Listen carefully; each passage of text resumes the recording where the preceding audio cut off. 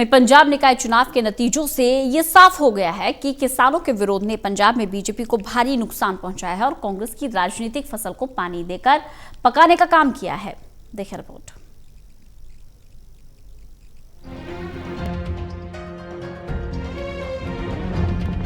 केंद्र सरकार के कृषि कानूनों के विरोध में किसान अब भी सड़कों पर हैं और उन्हें घर से निकले अब लगभग 3 महीने पूरे होने वाले हैं, लेकिन अब भी उनकी मांगों को अनसुना किया जा रहा है और किसानों को अनसुना करना अब बीजेपी को भारी पड़ने लगा है। इसका फायदा कांग्रेस को हो रहा है।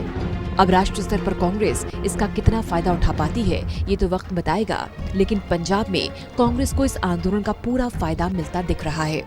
दरअसल किसानों का ये आंदोलन पंजाब से ही शुरू हुआ था और धीरे धीरे पूरे देश में किसान सड़कों पर आते चले गए। इसलिए बीजेपी को नुकसान और कांग्रेस को फायदा भी पंजाब में हुआ। हाल ही में हुए निकाय चुनाव के नतीजे जब सामने आए तो पंजाब में कांग्रेस की राजनीतिक फसल लहराती नजर आई। स्थानीय निकाय चुनाव में कांग्रेस का ग्रामीण ही नहीं बल्कि शहरी इलाकों में बेहतर प्रदर्शन से राज्य में बदले राजनीतिक समीकरण अगले साल होने वाले विधानसभा चुनाव के लिए उसके लिए ऑक्सीजन का काम करेंगे। तो वहीं शहरी इलाकों में सालों से जमी बीजेपी और शिरोमणि अकाली दल के लिए नतीजे चिंता बढ़ाने वाले हैं। पंजाब के लोगों की बीजेपी और अकालियों से नाराजगी का अंदाजा इसी से लगाया जा सकता है कि राज्य के 8 नगर निगमों में 7 पर कांग्रेस ने कब्जा किया, जिसने सबको चौंका दिया और अब बठिंडा में 53 साल बाद कांग्रेस का मेयर बनने जा रहा है। फिरोजपुर नगर परिषद में 33 में सभी 33 वार्डों पर कांग्रेस जीती है। राजस्थान के बाद पंजाब से स्थानीय निकाय चुनाव में पार्टी की बेहतरीन जीत ने कांग्रेस लीडरशिप का उत्साह बढ़ाने के साथ साथ किसानों के मुद्दे पर आगे बढ़ने की राह सुझाई है। किसान आंदोलन के शुरुआती दिनों में बाहर से समर्थन देने वाली कांग्रेस ने आंदोलन के राजनीतिक मायने समझकर ही इसे अपने अभियान का हिस्सा बनाया।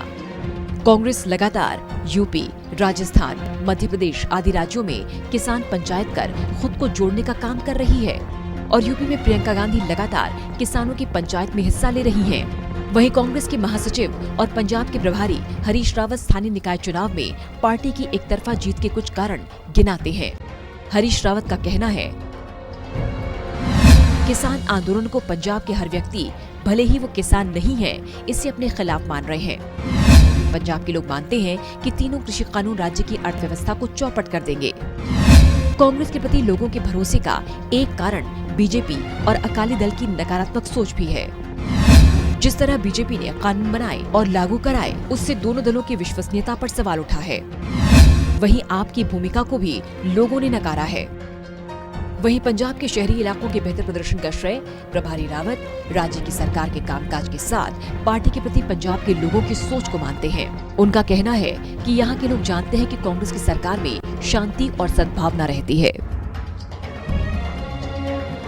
इस जीत के बहुत गहरे संदेश है, पूरे देश के लिए, दुनिया के लिए भी एक संदेश है कि जो राजा अत्याचार करेगा जनता उसका जवाब देगी।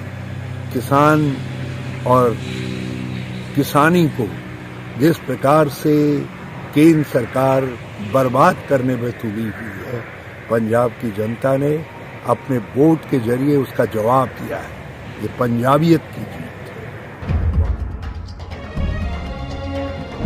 बता दें कि किसान आंदोलन के बीच में ही पंजाब में निकाय चुनाव हुए और कई जगह बीजेपी के उम्मीदवारों और कार्यकर्ताओं को जनता के विरोध का सामना करना पड़ा था।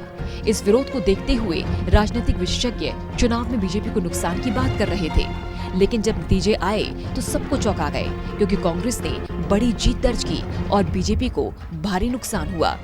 इस चुनाव के नतीजों ने बीजेपी को एक बार फिर से सोचने पर मजबूर कर दिया है कि किसानों को नजरअंदाज करना उसकी राजनीति के लिए फायदे का सौदा नहीं है। Special desk, total news.